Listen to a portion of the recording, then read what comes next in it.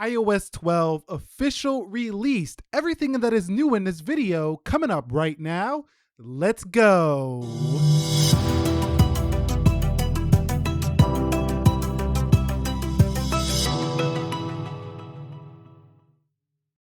So what is up, guys? Nick here. iOS 12 has been released. 8 Plus, it's 1.59 gigabytes. If you have a smaller iPhone like the 6 you see off to the left, or a 5S, for example, these devices should be a little bit lower. You can see tons of improvements, the big ones being performance. You also do have screen time, tons of new Siri support, some augmented reality support, as well as new privacy and security features, Apple Books, Apple News, stocks, TV, podcasts. There's a ton of stuff going on here, but we're going to cover more of the ones you might notice more often on the day-to-day and everything that is new here for iOS. You can see I'm at 47.16 gigabytes on 11.4.1, 15G77. We're going to hit the download and install button. You have to enter in your passcode, read the terms and condition as usual, then hit agree, and you're ready to go ahead and get into this. Now, depending on your Wi-Fi speed, this could take a lot longer for some. For me, it was about 10 minutes because I got pretty quick Wi-Fi.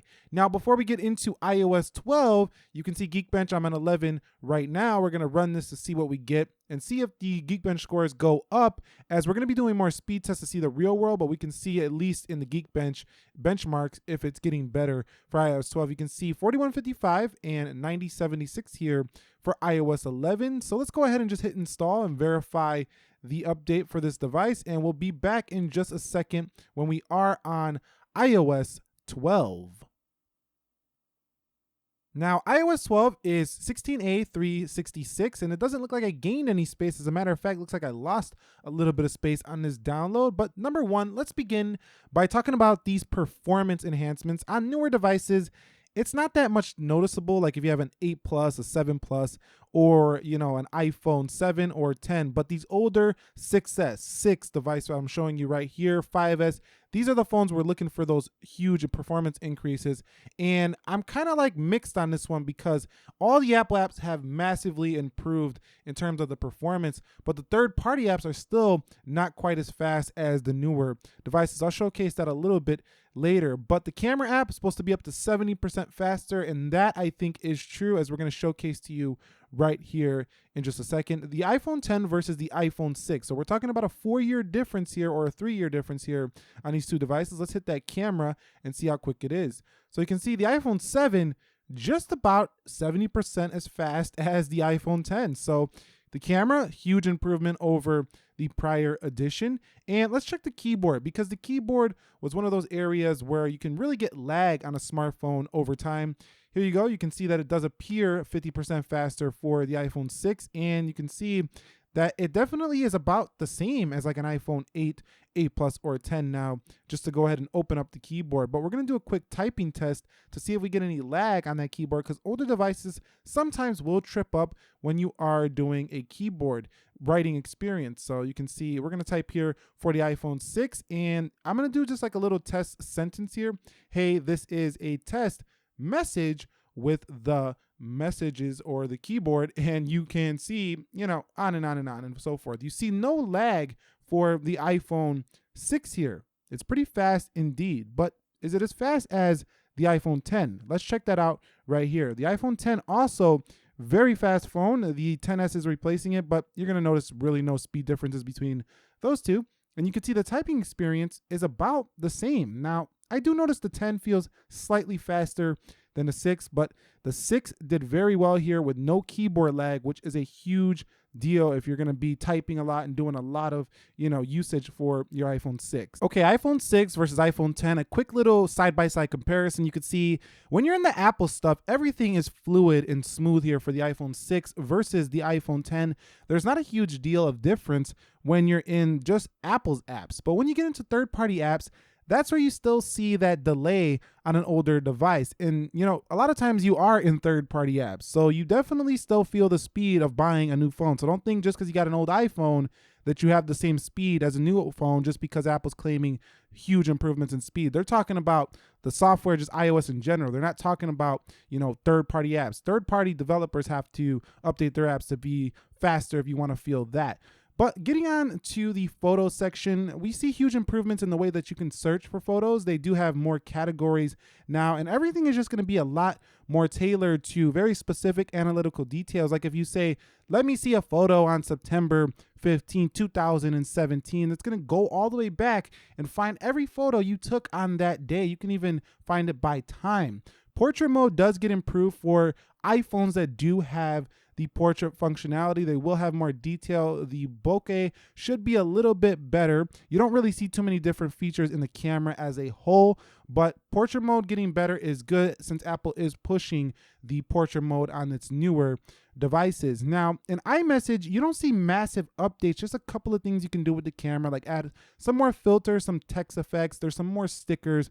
But other than that, not massive improvements to the iMessage experience, which I don't think many people were asking for anyway, but still, you got a few more filters, a few more effects, and the way you add photos to a message is slightly different than before. Now, Memoji and Animoji are definitely improved here for the iOS 12 experience, but you got to have a Face ID iPhone, like the iPhone 10 and up, or getting a 10s, or you're getting a 10s Max, or maybe even that 10R to use these features. But you can see the new T-Rex here. You have the ghost now, the koala, you have the dragon. There's just more functionality, more features here. And I think this is only going to improve as we see more dot releases and more major releases. You're going to see more of these just expand the lineup. But Memoji is the new thing here. It's kind of like that AR emoji that Samsung introduced, but I think it's done a lot better just because there's a lot more customization to really tailor that Memoji to look like you. I mean, look at that one I created of myself. It basically looks like Nick Ackerman. Look at the profile picture and look at that.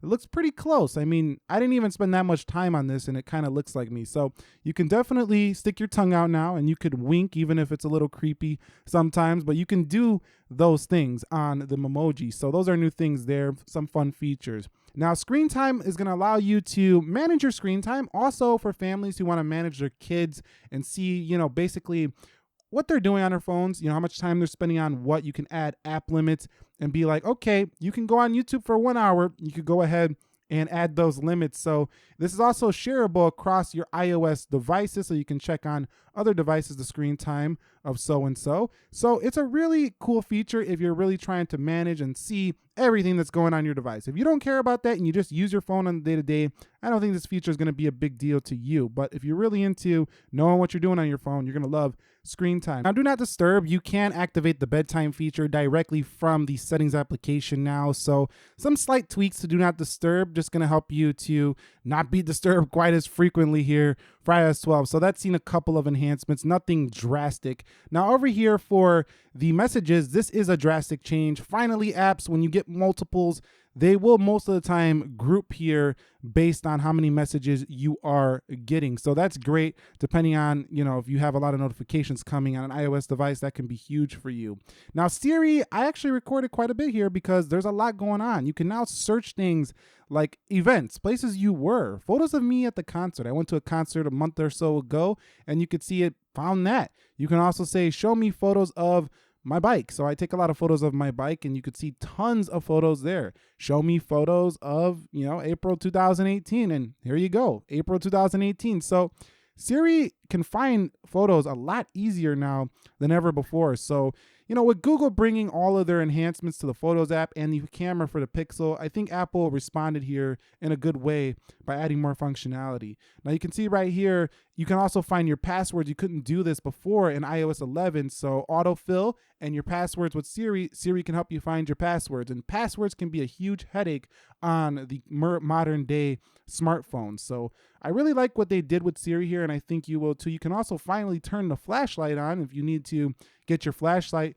quickly. That will do that, and you can turn it off as well from Siri. So that's not all. That's basically a few of the new enhancements you could tell her. You also got results from motorsports and NASCAR that came here as well. You couldn't do that much before, and it's just really well improved. Now, you also have Siri shortcuts that are available, and it'll suggest to you as you use the phone more what it thinks you might want to use it for. So Siri was talked about a lot with this device, and you also have a few more accents and languages for the Siri voice. So I think Siri, if you love Siri, you're going to love iOS 12. Now, the Measures app here for iOS 12 allows you to basically have a ruler right from your iPhone. This is done through augmented reality that's built within the software of the iPhone device. Now, I didn't see this application on the iPhone 5S, but it might be there. I'm not sure. But on the newer iPhones, this works very well here. And it's not perfectly accurate, but you do have a leveler here as well. So it's a cool little touch to have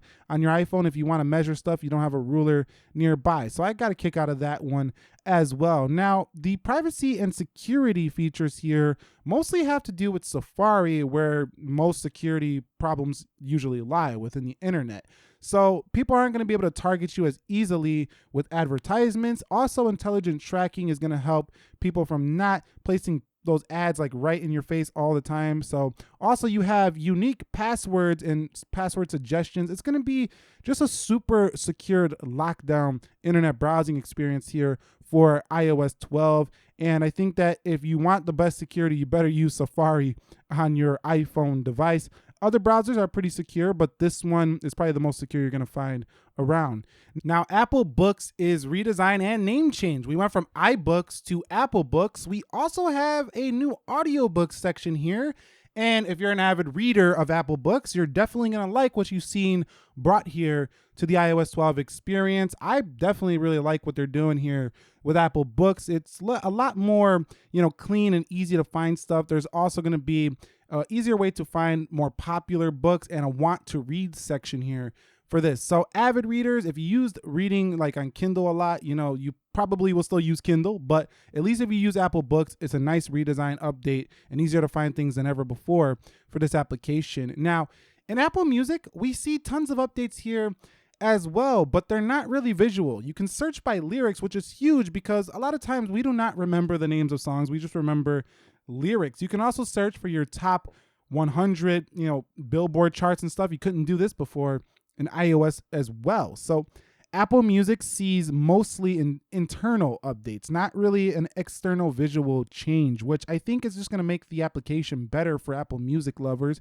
You can also share your playlists with friends, mix them up and stuff like that. So Apple Music is a really nice update for those people who love and have a subscription with Apple Music, but I don't personally use this that much, but those are the new updates that you do see here. Now, the Stocks app is also better than ever. It has a brand new design with more interactive charts, and also business news comes directly to the top story section below the stocks, and people who like to analyze the stock market and get into the news and doesn't want to go do extra research outside of this application, you might find everything you need right here within the app. So the stock experience gets much better than ever before. And people that, like I say, are into the stock market are going to love this. You can manage your watch list as well right from the application. So this is a very clean stock app, and I don't think most phones are going to be able to beat this when it comes to, or most apps for that matter, are going to be able to beat this for at least the simplicity of use. Now, voice memos also comes to the iPad and gets a redesign here for just a little bit more modern UI aesthetics for iOS 12. But on the whole, I think it's just another app that's just cleaning things up again for iOS 12. iOS 12 was never meant to be a drastic update in a visual change. It just cleans things up, and the voice recording shows this as well. Just a very clean, simple to use, hit the record and let's go. That's all you really need voice memos to do anyway. Now, podcasts here has a listen now section, and also you can now skip while you're listening to your podcast up to 30 seconds. So that's a nice update if you want to skip a little further. You don't want to go 15, 15, 15 or 10, 10, 10, 10, 10 over and over again. You got a 30-second skip time now for your iPhone device. I didn't find a way to lower it though, so if you don't like 30, you're kind of stuck there. Now, here you go. You also have suggestions in iOS 12 for podcasts, which is great for people who just want to be suggested things they might like and don't want to go do the extra research to find that. Now, I don't see much differences in the battery department, except that they added this new chart where you can see a little bit closer in detail exactly how you've been using your iPhone. So people like to analyze their battery stats. It gets better here for iOS 12. Markup also sees more colors than ever before and a little bit more ways to write with your pen and change the sizes and stuff like that. So if you like the markup feature before, it gets even better here for iOS 12. Again, just cleaning things up. And you can see if we click the colors wheel, there's tons of colors here now that you can choose from. There was only a few before, but I don't know how often people will use this. It would be nice to have an Apple Pencil with this. But you also have the ability to now use the keyboard to go through your text without having to have 3D touch on your phone. So this is huge for XR buyers because you're not going to have 3D touch to use that.